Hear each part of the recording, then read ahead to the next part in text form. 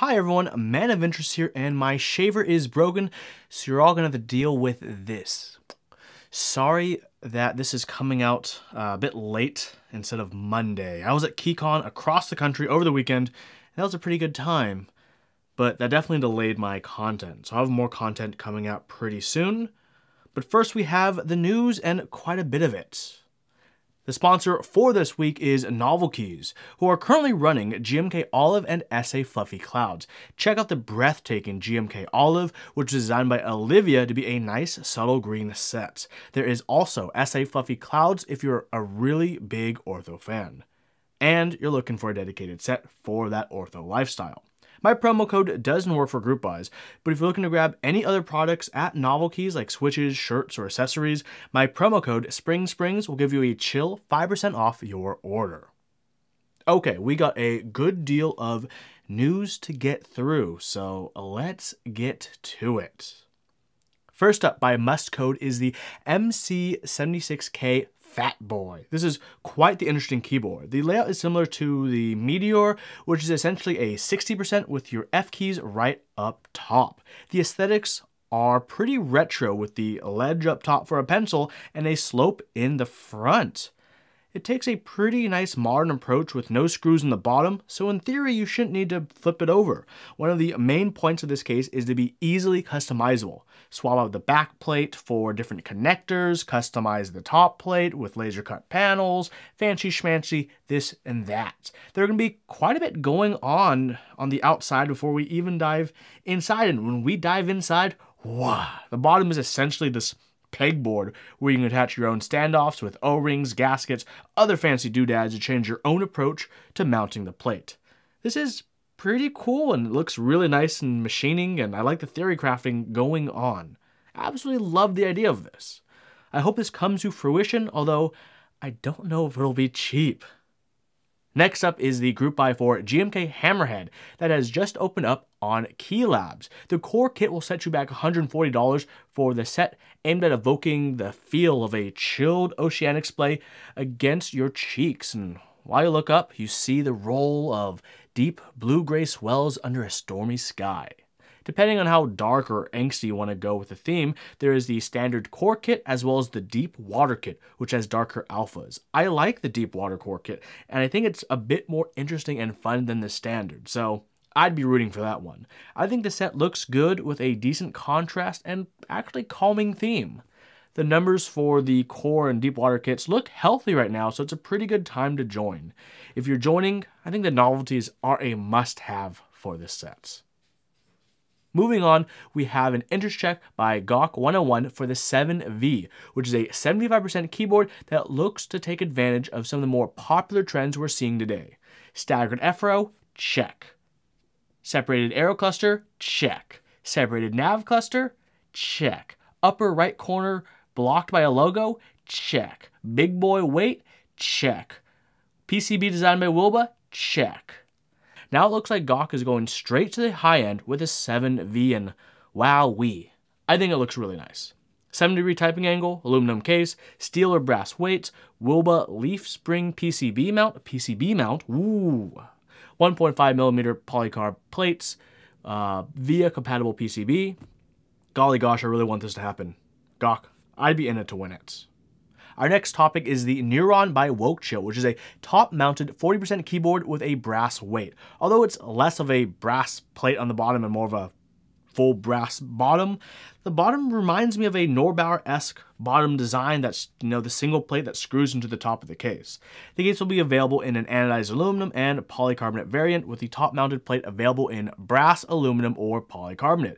It will have a QMK PCB with a USB-C port.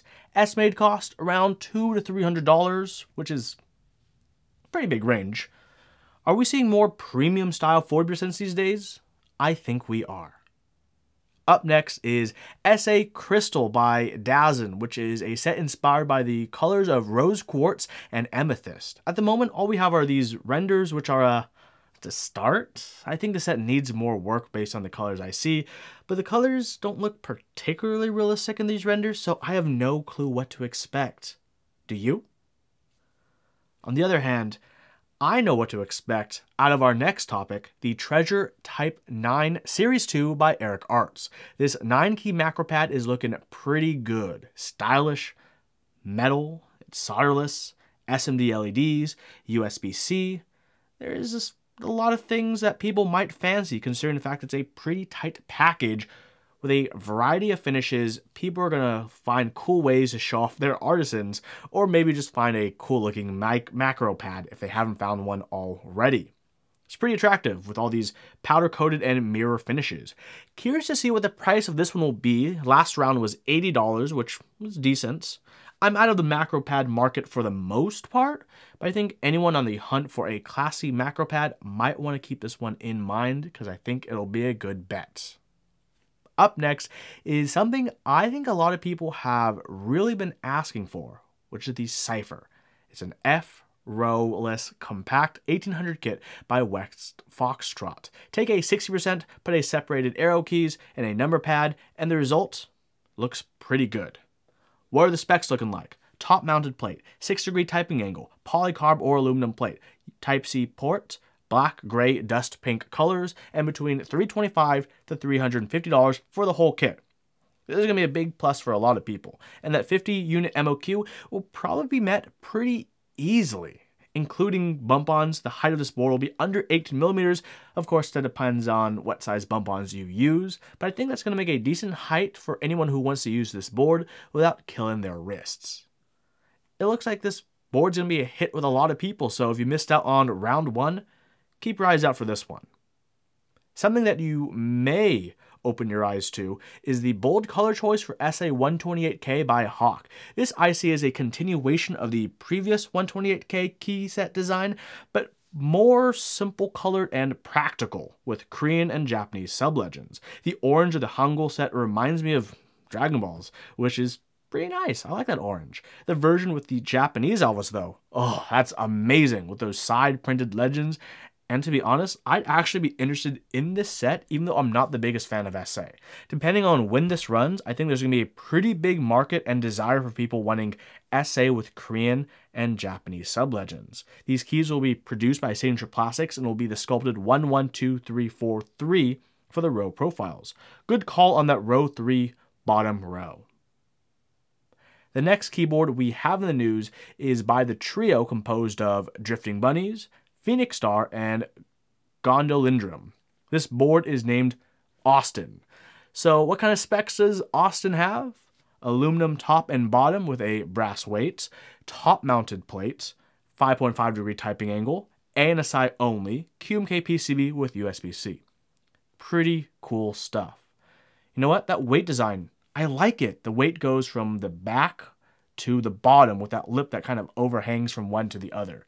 Depending on the price point, I think this could be a pretty attractive option for a lot of people since many have been wanting to check out compact 1800 style keyboards, and I like that mini nav cluster that acts as a little barrier between the main typing portion and the numpad. Curious to see how they'll machine the top of the case to prevent the notification LEDs from bleeding from one to the other. Personally, I don't have a nice compact 1800 yet, and it looks like the competition might start heating up in that segment of the market, so keep your eyes out.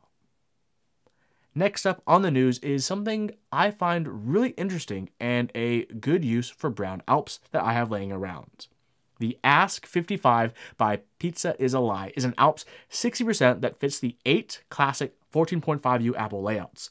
These layouts are the M0116, M0118, M0330, Mac Portable, 2C, 2C Plus, Next AEE, and Next ABP. This is going to be a boon for compatibility who want to use some pretty decent keycaps in their next Alps build. There'll be an option for a brass or steel plate, as well as a polycarbonate or aluminum case. Ooh, count me in for that polycarbonate case with the brass plate. I love the idea of this board and the shape that mirrors that natural swoop that old Apple boards had. This is an intercheck I want to watch closely because this might be one of the best options to use my brown Alps in the near future. Good job, Pizza Is a Lie. Our next TKL is an interesting one because it feels like the marriage between a custom keyboard and an OEM. This is the CU80 by Caps Unlocked. It was designed to meet a criteria, and the criteria were high quality, feature-rich, affordable TKL. For those who want to get a custom keyboard on a budget, there are definitely points about this board that kind of demonstrate those criteria. First off is that base kit price, 108.32 euros, excluding VAT for the kit, including the case and PCB. You can add switches for not too expensive of a price, and the assembly is free. And if you want this board to be a complete board that you can open, plug in, and use, you can add Taihao keycaps to your order. Keeping this keyboard low profile probably saved quite a bit in costs, but I think Caps Unlock should try aiming the marketing toward newer people, and the idea of ordering a full kit, since it'd be kind of an off-the-shelf custom. I might recommend this to someone who wants to start out in the hobby of keyboards and likes that low-profile look. But for me, the CU80 is more like a see you later. Up next on Mechanisk, the Fjell Classic Round 4. What can easily be described by many in the community as the best tray mount of all time has returned for another round. Even with more improvements, the colors offered will be ultramarine blue, dark gray, silver, and purple. For the price of $300, you're getting the case and a plate as well. Honestly, this is the most exciting version of the Fjell because now the center posts are removable without a Dremel. Why is that a big deal? This allows people to induce more flex on their typing experience by choosing to not have those tray mount positions to secure the plates. If you prefer a firmer typing experience, you can throw them back on easily enough. 100 units will be available, and it'll be happening probably very soon. Very soon. Next up is probably one of the biggest hype trains of the year. It's the RAMA WorksUATA. For many, this board was a must-have as soon as they saw the first renders. Available at $420 for either a hot swap or solderable version, a lot of people are going to like the price of this board. The only exception comes to the milk colorway, which bumps the price up to $480. If you want to add more, there's more to add. A starter kit, which includes silent Gatoron ink switches and screw-in stabilizers, $82. A set of PBT Heavy Industry Sequence 2 pre-order, $92. If you want to go full RAMA, sometimes you gotta go full RAMA. One of the cool features about the U80A is going to be that mute plate. RAMA Works has made a name for themselves with not only great marketing, but great products. When a board like this rolls around, I think it actually puts a squeeze on the community's collective wallet, so to speak. If I wasn't broke from KeyCon, I'd probably consider getting a solderable milk or port colored U80. Unfortunately, I'm going to have to miss out on this round, but hey, if you're in it to win it, I'm sure you're going to enjoy it. Moving over to a very well anticipated key set, we have GMK Oblivion V2 on drop. Designed by Oblotsky, people have been waiting, and now it's time to get. Although, the real question is, which base kit are you going to get? There are four base kits. The Get Kit, Regular, Monochrome, and Assembly, all with competing MOQs. Although realistically, I'm going to say there are 3 traditional base kits, with the Assembly kit being more of a ergodox / split keyboard / ortholinear / insert weird layout base kit here, while the other 3 are more of the traditional ones that you'd think of. Diving through the kits, there seems to be quite a bit going on with different alphas, colors, and other flights of fancy. I'll probably be in it for the Get base. Up next on novel keys is the group buy for GMK Olive, which was designed by Olivia. While out a bit later than the original Q1 2019 promised, we're all happy it's here. This group buy will be running until June 29th, so grab it before you forget. And whether or not you like olives on your pizza, the set will be complementing a variety of keyboards with that nice green. It looks like Olivia has decided to let us have accent spacebars in the spacebar kit this time, and alpha-colored spacebars in the base kit, which I like. The novelties are pretty fun, and speaking of novelties, that RAMA enter key. Never did I think I would live in a timeline where I'm spending $52 on an enter key, but alas, here I am. You got 2 big O's this month, Olive and Oblivion, and honestly, I think they're both worth your dollar. Our next set is also prominently featuring the color green, but is extremely divisive on how the community might feel about the set. 2020 Commando is running on Kono. This set was designed by Jill32, who has also run Commando sets in the past with mostly successes in terms of meeting MOQ. There's definitely a market for these kind of keycaps with those legends, but I've yet to actually meet someone who owns a set of SA with this fonts. These keycaps are manufactured by PMK and are all double shot with custom military themed legends. The fulfillment will be Q1 2020, which makes me think, huh, the SAQ, is it finally getting shorter, or did Jill just reserve a production spot early? If this is a set in your style, you can grab the base kit for $165, although if you want more of a modern compatibility, you'll need to fork over an additional $65 for that when keyless layout in the Upgrade 01. Last in the news takes us over to the Hexgears Venture keyboard, which is currently on Kickstarter. Hexgears has been working with Kono for some time, and here's the newest board that they've debuted. A modern, low-profile mechanical keyboard that goes for $119 if you're an early bird, or $129 if you're anyone else. The Kickstarter, as the time of writing, is at $36,620 out of the required $50,000 with 22 days remaining, so it seems like it's made some pretty good strides and is on track to make that mark. RGB strip, USB-C, low-profile keyboard, low-profile switches, Bluetooth, the whole normal OEM kind of shebang. Aluminum top, injection molded bottom. This gives me conflicted feelings as an enthusiast. I want to see Input Club and Kono develop more new fascinating technologies and switches like the silo switches and other projects they work on.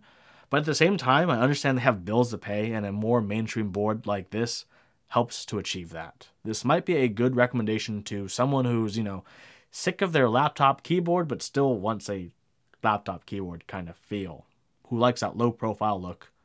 So that's what it is.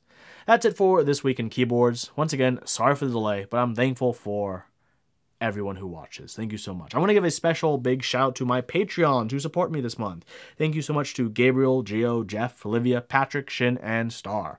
You guys rock, and I'm really thankful for the support. If you guys also want to support me and you haven't yet, Patreon linked down below, as well as all my other sponsor stuff. I'll catch you guys in the next video. Don't forget to check out the sponsor for this video, Novel Keys, promo code SPRINGSPRINGS. Peace.